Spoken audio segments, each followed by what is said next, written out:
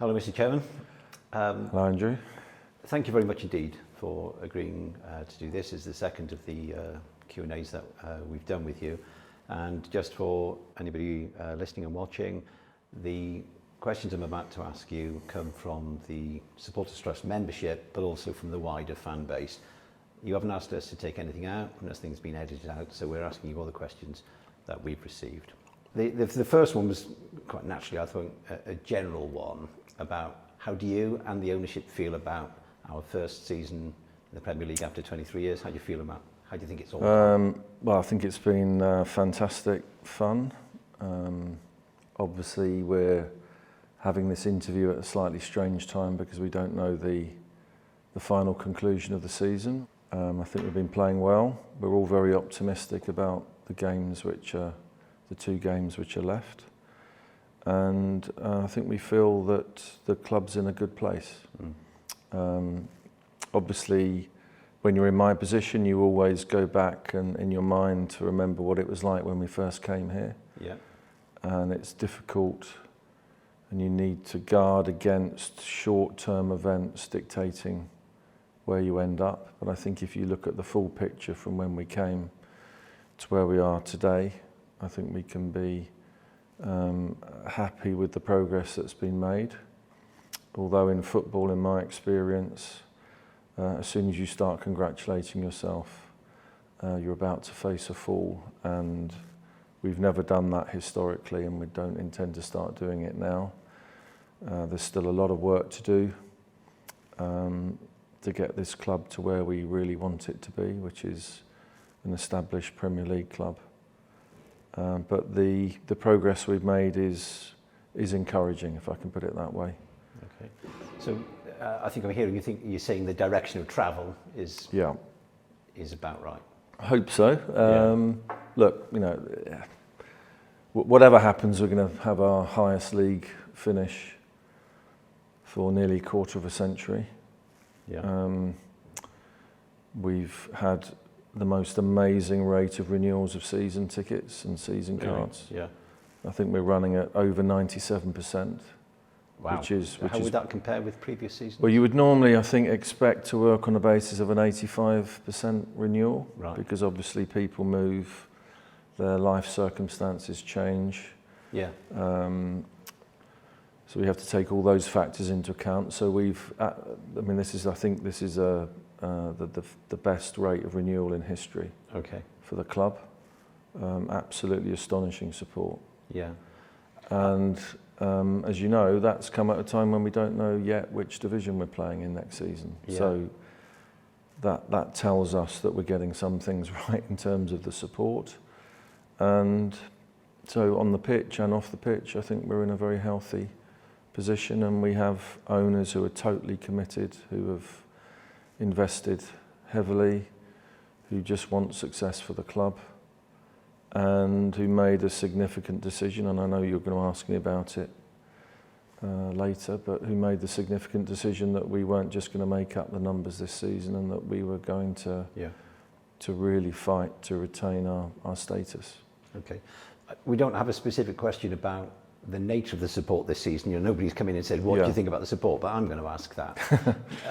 You know, as somebody goes to home and away games myself, what do you feel about the support? Because for me, it really does feel pretty special, and it almost feels to me like a differentiator between us and perhaps some of the other clubs we're competing with, you know, to retain our Premiership status. I mean, I just think it's been truly incredible. Yeah. And as you know, I think I said in one of the previous interviews that I actually thought one of the significant reasons that we didn't at least get to the playoffs under Sabri was because of COVID, and we lost the fan base. Yeah. I know some people were uncharitable about that view at the time. I don't think anybody can be now, because we are all aware of just how fantastic the fans have been. Yeah. The atmosphere in the City Ground, I think, is clearly the most intimidating for any away team of any ground in the country. Yeah. Has been this season, and it's moving, I think is the way I would put it. If you talk to John McGovern, he will tell you that even when they were winning the European Cups, Right. the support was not of the same level and intensity that we have it today. So we're absolutely humbled by it. Everyone in the club, from Steve downwards and the owner, we're humbled by it. And are you hearing that from the people in your position at other clubs? Are they commenting on what they're hearing? everybody says this is very, very special place to come. Yeah. Incredibly loud. Yeah. I think when we scored the equaliser against Manchester City, I think that's the loudest I've ever heard it. Yeah. And then I think against Brighton, maybe we surpassed it, and Southampton, I think we may even have gone above it there. So it's just been magnificent, and every fan I talk to just loves it and wants it to continue. Pretty special. And I think we have a unity between fans and team and manager, which is unparalleled. Yeah, and I'd agree with that from a fan perspective. So moving on to the questions which we've received, and they're not in the order of the frequency that they were raised, but just in some sort of logical narrative. Yeah. Can we start with the roles and responsibilities of the senior management of the club in the light of some of the personnel changes that we've seen this season? Can you talk us through what's going on there? Yeah, well, I think there is a big challenge when you get promoted. And to put it all into context, and I think this is relevant to all of the issues. We obviously had been outside of the Premier League for 23 seasons, and in order to be successful at championship level without parachute payments, you have to run a very efficient and tight ship internally, certainly off the pitch. So you lack infrastructure that Premier League clubs have.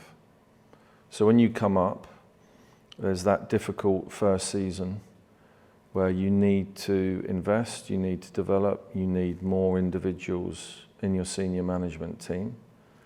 At the same time, you can't be reckless because you cannot guarantee your status for the following season, and if you do need to go down, you need to be able to do that and to do it effectively and efficiently so you can come straight back up.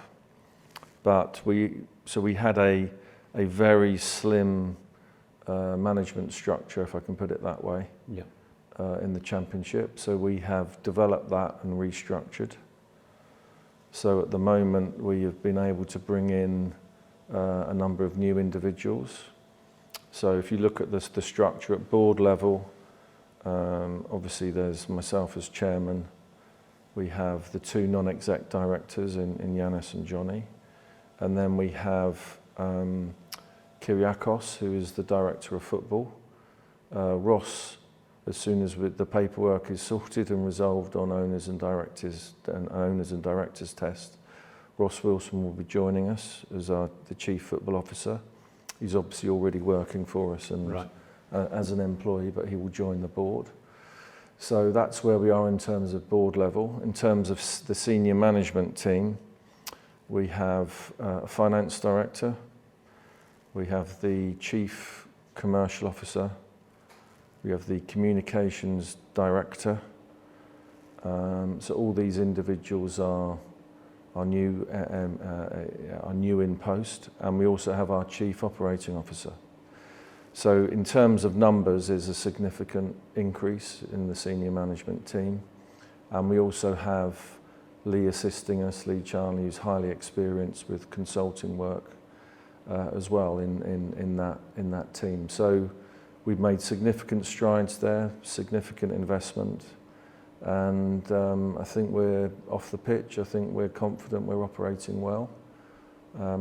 Further work needs to be done if we stay up. Okay. But I think across the whole of the club, you will see a higher level of professionalism and commitment and resources. What's the difference between a director of football and a chief football officer? So the director of football role that Kyriakos does, so he will be looking at lots of the logistics and things of that nature. Obviously he's a good link with the owner.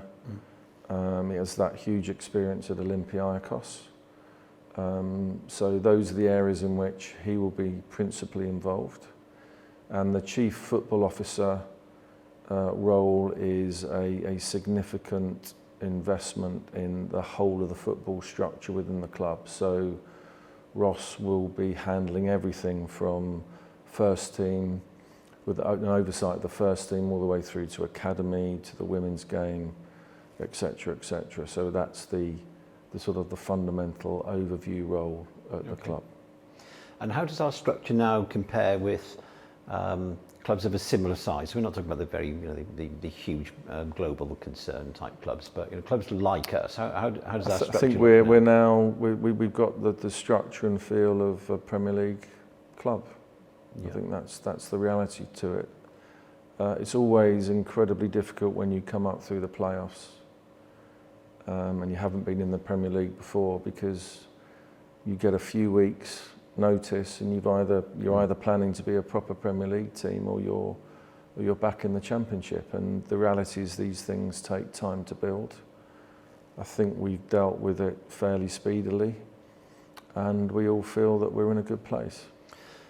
Do you think that the off the field structure, the administration structure, if we can call it that, could that have had an effect on what's been going on the pitch as well? If you haven't got the resources off the pitch, how much of a link do you think there is there between the two? Can you be good? Can you be magic on the pitch and without being magic off the pitch? Obviously we want to advance on both levels. In the modern game, and where I think we're going to be headed over the next few years in relation to financial fair play issues, what you do off the pitch is crucial to what you do on it, because you need to be efficient, you need to be well run, you need to have a solid and strong income base, because that will then flow through into what you're allowed to spend on the pitch. So the two clearly go hand in hand when it comes to that. But also we want to build a club which is seen as a whole, where everybody knows that what they do contributes on the pitch, because that's obviously the highest profile area. But in order to be successful as a club, you need fantastic fan base, which I believe we have. And I think part of the reason we have that is that they've seen what the owner's done since we've been here in terms of off the field activities, the way we support the community trust, what we contribute to the local economy, the way we brought the women's team in-house, the way that we've moved to Cat 1 in relation to the academy. So fans see all of this develop, and I think it makes them feel proud to be proud of their club. Yeah. And that flows through to how the fans behave, the level of support, the way everyone gets behind the team, which I know the players and the manager are eternally grateful for. Yeah. So I think, to answer your question, I don't know 100%, but I'm pretty sure that being strong off the pitch is absolutely crucial to being strong on it as well. Well, I don't think that chant has come from nowhere. I think that people perhaps see that. But, so leading on from some of that, everybody knows, and I think the press have not really got it absolutely right. Perhaps there's been some overstatement as to what's been going on. Clearly, we were promoted with a squad that wasn't going to be appropriate to compete in the Premier League. But we have seen unprecedented by our standards spending, and indeed high levels of spending compared to other recently promoted teams. A lot of questions we received were around that. Can you comment on it specifically as well? People are thinking, well, what if we, in the tragic circumstances of us being relegated, what do we look like from an FFP point of view? Can you talk around that whole recruitment process and the implications? Yes, I think we were in that strange position where we got promoted, where we were relying on 5 loans, fantastic as they were. And I think almost unique. I think the way that they were all superb in that promotion push. They all loved the club. I think the club loved them. And we were very, very fortunate with that. But that's you can't do that in the Premier League if you want to compete.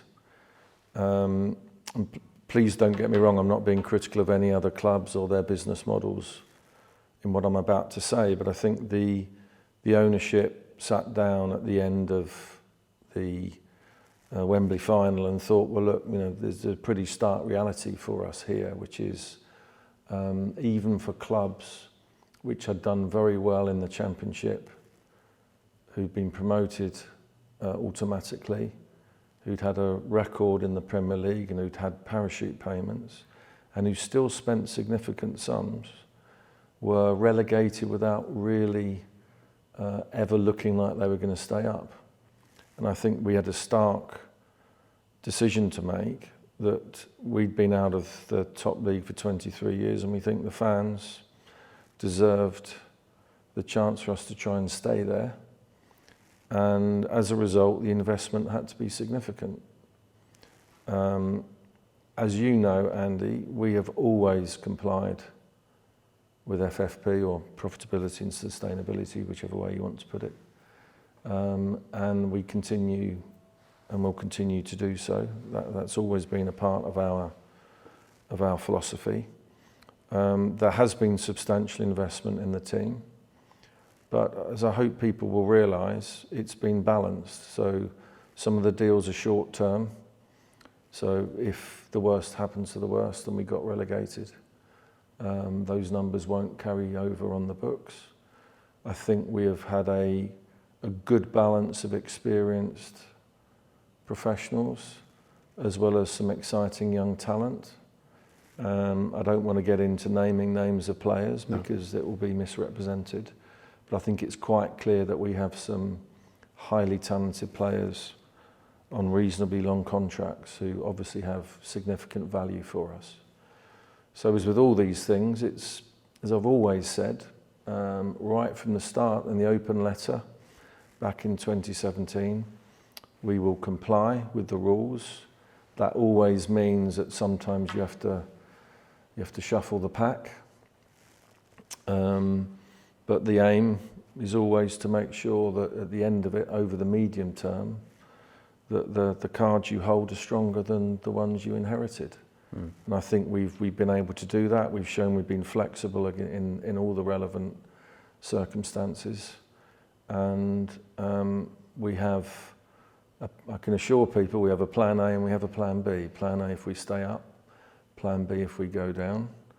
And the long-term sustainability of the club is always in our minds. And we've always said and recognised that we are owners, but we are custodians of the club, and it's our obligation to hand over something which is stronger, better, and more viable than that which we inherited. And I think if the music stopped today, I think we would certainly pass that test. But I want to stress to people that we don't believe the expenditure is being reckless at all. And indeed, one of the things that's been incredible for me about the fans is that they have a real understanding of the situation that we were in, far, far better than the media have ever had. You come up, I think we had probably Jack and Cookie were the only two players in the whole squad who had significant, meaningful Premier League experience. And what do people want us to do? To just give up and play with 5 or 6 Premier League players? I mean, it's just not credible, and it isn't what we wanted to do. So I think we've got to the position now where I think the fans are appreciating the upgrade in the team, that there's a real bond now developing between the fans and the new players. And everybody around the club, I mean, one of the things that's highly significant for us is, although we've had all these signings, they're great characters. Yeah. And anybody who goes to the training ground, who sees them around, can just see they've all really bonded well. And I think you as a fan, you see it on the pitch, don't you? Yeah. No. There's a never say die attitude about our team that many other teams don't have. Well, especially on Saturday, when they all stood in front of us with Steve Cooper. And that was a pretty special moment. I mean, it was almost like it was choreographed. But it's funny what you say about, the influence of the media there, though, because talking to fans of the away teams, as I was doing on the train on the underground on Saturday, they don't know. They just read the dialogue. They read the message about, Forest have been reckless, they've bought 30 players and they have no idea as to why. So that's interesting. But there have been changes, haven't there, in the recruitment side of the club. So, I'm wondering whether, with the changes that are coming, what lessons have been learned, or have any lessons been learned, and is there any change of strategy? Because clearly there will be a change of strategy if we're in the Championship. But if we were to retain our position in the Premier League, what do you feel about that? We'd be in a completely different position if we stay up. Yeah. We will have a squad which is got real potential. Well, by definition, it would be a squad that's proved itself to stay up, which would be highly significant. I think we would hope things would get better.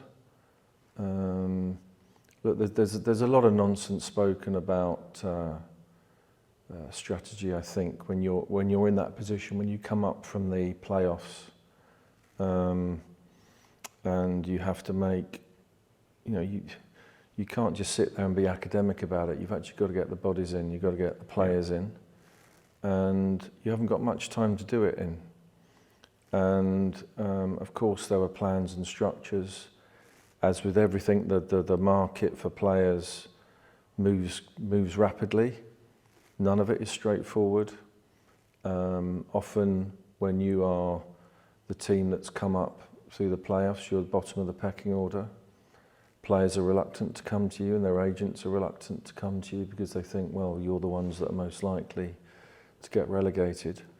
All these factors come into play. They all impact on market rates and prices. But we think in the circumstances that faced us at that time, we've done a pretty good job of it. And I know that by the time this goes out, we might have lost another game and someone else might have won a game and it might look more complicated, but at the moment we're in a decent position. I think the fans know we've given it a really good go. And on the law of averages at the moment, we're going to be all right. The bookies think so. The bookies think so, but there you go. No, so the circumstances we faced last season are entirely different to the set of circumstances we will face in the next window, whether we're up or down. But we believe, good people in place, and we will always make the decisions in good faith and what we think is best for the football club. Okay. We had several questions about, looking at the success of other clubs, and you've guessed who they are. Please tell me. Well, the likes of Brighton and Brentford, and that type of club, who are, if you like, they're not your Manchester Cities. Okay. And they're successful recruitment strategies are seen, and we hear about it all the time, don't we? And people were interested to see. And they're very good friends, and they're fantastically run clubs. Yeah. I think people should understand, if they look at the record books. Brighton, for example, had a whole series of relegation battles back to back, and they fought for the right to be in the league, just as we are doing now. And they've obviously been hugely successful, but it's only in the last couple of seasons it's been anything other than relegation battles for them. Yeah. We obviously look to them and we think we want to be able to try and achieve that sort of success as well, in that sort of way. Brentford, I think it's quite interesting if you look at them last season. I think we actually had more points than they had at the equivalent part of the season not that long ago. They had a strong finish to the season after looking like they were in a big relegation fight as well. And obviously they've been able to consolidate. So we look at these teams and clearly they're successful and clearly we have something to learn from them. And that's what we will try and do. I think the lesson is, it's in your recruitment. You have to be able to get special players. You have to be able to sell them. And then you have to replace them with something which is as good as or better or more value or whatever. I mean, that's the blueprint that every club which is not in the top 6 or 7 has to follow. And that's obviously where we hope to be. Okay. Well, speaking personally about Brighton, if you told me they were going to play games against Manchester United, Everton and Arsenal, and they'd lose one of them 5-1, I'm not sure whether the friendship would extend beyond that. But anyway, well, we've taken 4 points off Brighton this season. We have taken 4 points off them. But no, they're great. Yeah, they're fantastic people, and they are admirable. I will say about them, by the way, when we beat them here, they were absolute class in the boardroom, and the way they accepted defeat was it was fantastic. Yeah, and they're a lovely watch as well. They play great football. Only football fans would be impressed. I was born in Shoreham by Sea, by the way. So, okay, there you go. So, right, so moving on from that side, people are interested in the commercial side of the club, and clearly everybody knows you go into the Premier League, and broadcasting is a big element of what what happens with regard to finances, and the biggest one. But outside of that, so away from broadcasting, because everybody understands what happens with the broadcasting revenues, how do you feel about the strides that the club has made on the commercial aspects of what's going on during this season? I think we're doing reasonably well. As I understand it, the non-broadcast revenue's gone up by 40% this season, which, as I say, we're reasonably happy with. Again, one of the problems with a lot of the deals you do is that they're long-term deals, and your negotiating position is always a bit hampered if you're the values in the Championship are a lot lower than the values in the Premier League, and when you make that transition, you're not able to get perhaps full value for what you compared with clubs that have been in the Premier League for a long time. So obviously we want to keep developing and pressing in those areas. I know you're going to ask me about the stand in a moment, but obviously the stadium is a problem for us. It's not fit for purpose. We identified that, we're trying to correct that, but it's not something that you can solve overnight. Can you put in any sort of terms, when you say it's a problem for us, if we were to have the sort of facility which we imagine is being planned, what sort of, it'd be difficult to enumerate it exactly, but what sort of significantly, how different would it be in terms of commercial income? I think it would be very substantial for us, because not only are you getting in the additional supporters, in terms of stand attendance, but just the development of our commercial side, the development of matchday hospitality, which is obviously crucial to a modern Premier League team. So all those aspects, they will be significantly enhanced. And we need to do that, because as I say, the future of financial fair play is that what you make off the pitch will have a direct impact on what you can put on it. Okay, that was going to be as specific as well. Any idea, would it be a factor? Would it be like 50% more, double? I mean, impossible to put a number on it, but are we saying that we're really substantially underperforming because of the Well, I don't think we're not underperforming. No, because of the facilities. How much of a handicap is the lack of facilities? It's a significant handicap. Right.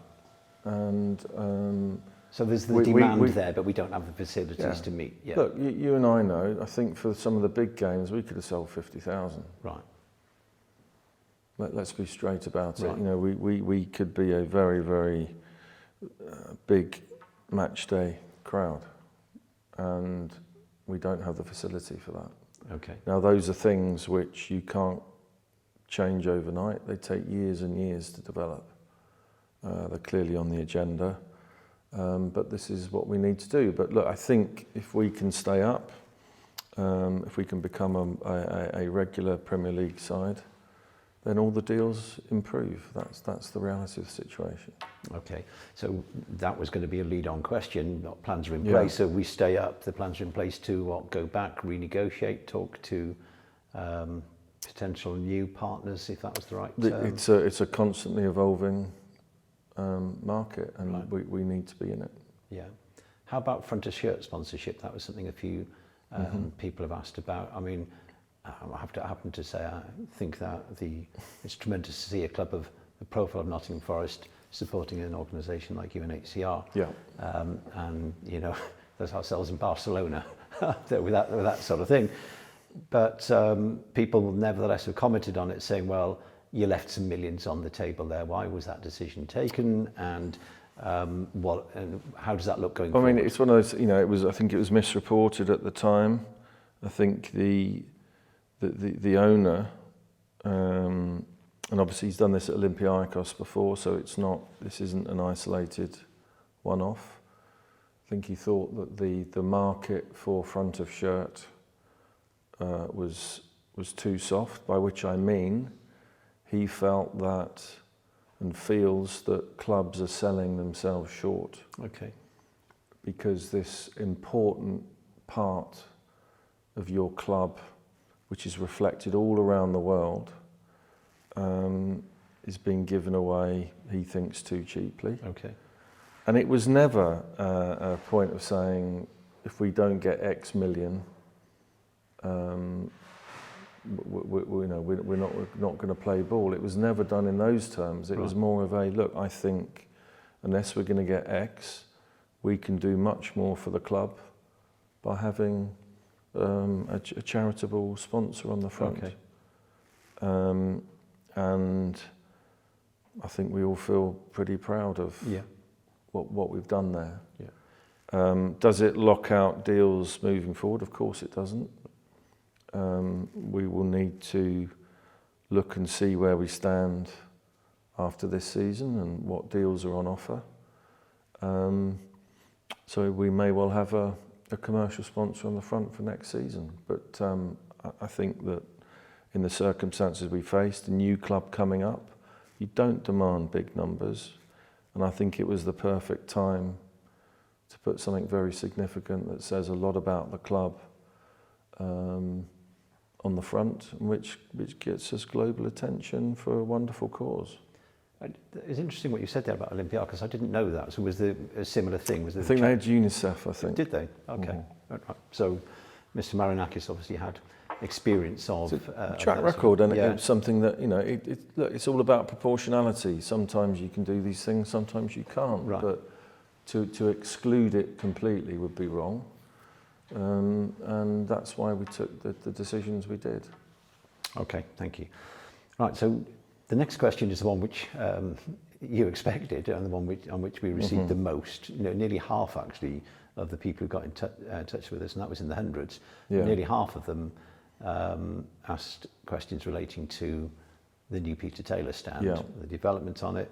What does that look like, and why has there been such a delay? What can you tell us about the Peter Taylor stand? Has there been a delay? Perceived delay. Perceived delay. Yeah. Okay. I mean, first of all, I don't believe we have ever gone on record and said by when the project was going to be completed by or commenced, for very good reason, because we could never predict the specific timelines, because we're not in control of the process. We have to go through the various stages, negotiate with the various, to use that horrible word, stakeholders.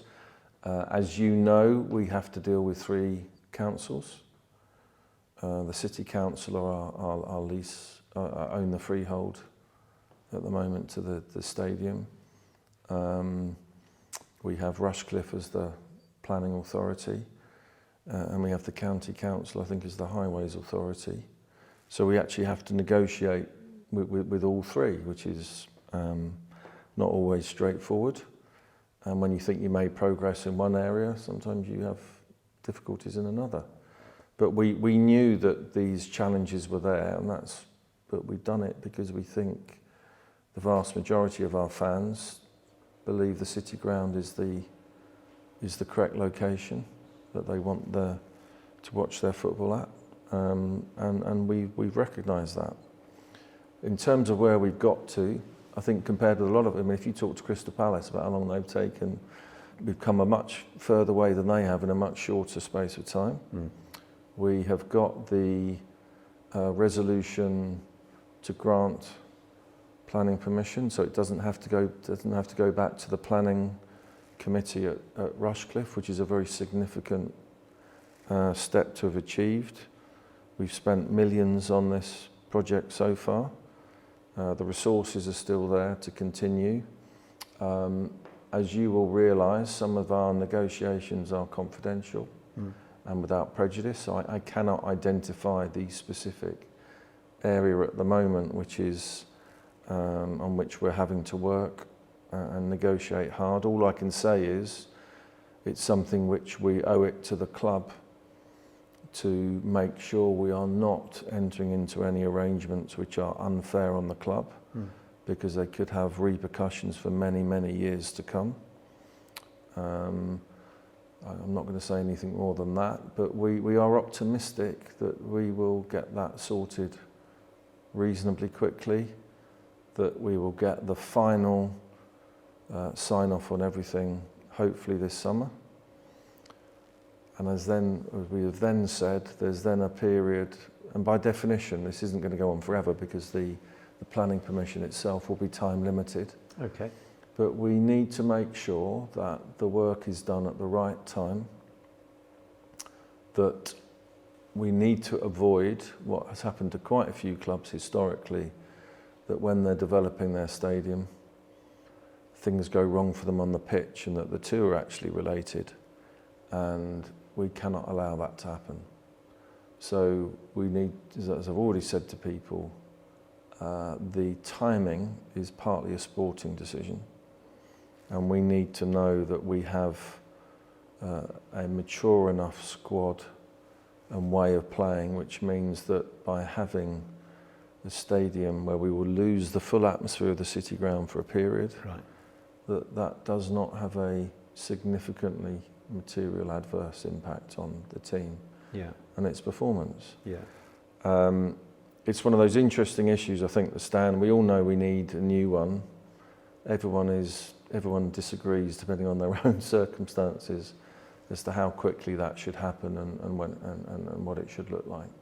Okay. I mean, one of the significant things that we get, for example, is we've had lots of supporters who say to us, please don't do it too quickly because I want a chance to see the team. Yeah. So we have to take those views into account as well. But look, everything is moving forward, and we know we need it, and we will continue working to get it. Okay, so around the area of timing then, you said that, so we have I don't know if it's the right term, but sort of like an outline planning permission, and we don't have to go back to the planning committee, so that sounds positive to me. There's ongoing negotiations about some factors which will impinge against us not being able to start until they're resolved, and thinking maybe in the summer. How many years, say from the summer, let's say we get to where we want to be in the summer, how many years from the summer do we have before we have to use that term? Well, I believe the current state of play is that we would have 3 years from when permission is finally granted. Okay, so that 3 years starts from then. Yeah, there may be an element of flexibility on that, but I mean we are talking when you're looking at the history of a football club and you're looking at when the stand was built. Yeah. Temporary stand in I think 1968. These are short time frames. I saw a picture somewhere on social media over the weekend of the picture of the City Ground and the area from 1934. Yeah. it's come on a bit since. There's a lot more boats on the Trent then, actually, in 1934. But okay, so that's the factor. The question that's just occurred to me as you were talking then about the importance of the City Ground, and of course, without our home form this year, then perhaps. We'd be we would be in a very different situation. Is the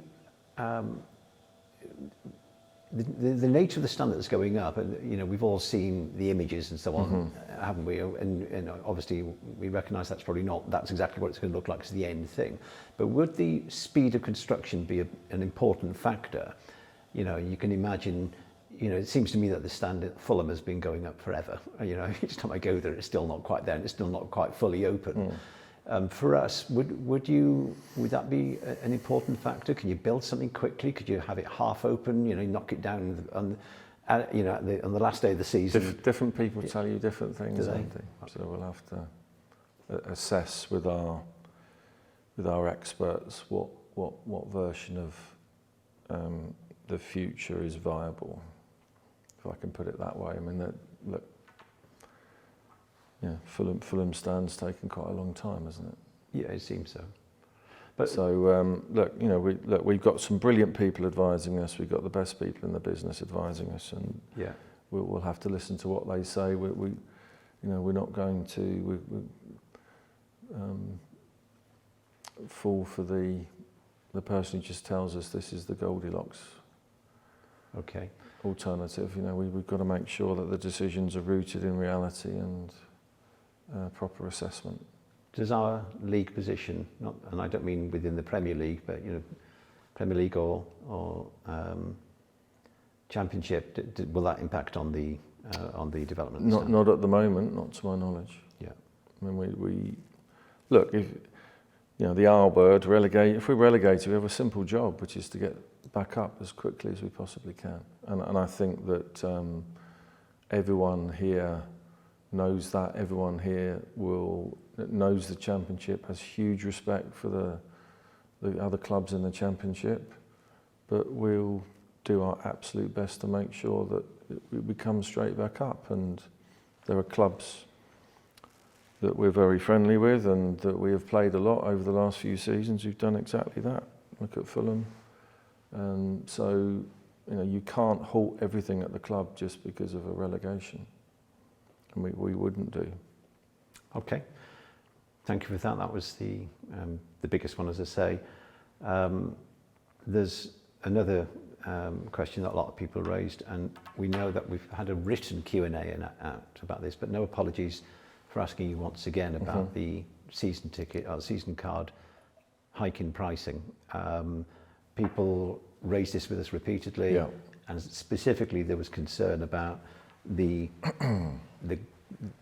group of fans who are most impacted in percentage terms, you know, the 18 to 21-year-old bracket. Yeah. Can you comment on why the decision was taken to increase season card pricing in the way it was? Well, first of all, I want to stress to people it's the most difficult part of the job. Nobody wants to put the prices up, but we have to. I think there are a number of factors in play. First of all, we wanted to simplify the structure. Secondly, I think we had very, very fair pricing historically. And when you come up, you have to have something of a reset. And to a certain extent, you rob Peter to pay Paul. And we had to look at the overall fan base and think what is fair. And that was what drove a lot of the decisions that we made. And I think that you cannot just keep expecting one group of fans to subsidise others. That's not fair either. And I think that we got the balance right. With all these things, we try and benchmark with other clubs, and I believe we are clearly amongst the most competitive in terms of pricing. We have some of the lowest pricing in the league, and I think with that particular cohort you're referring to, we felt that the prices were too cheap. At the end of the day, Andy, even though our league status is unclear, we have had record rate of renewal.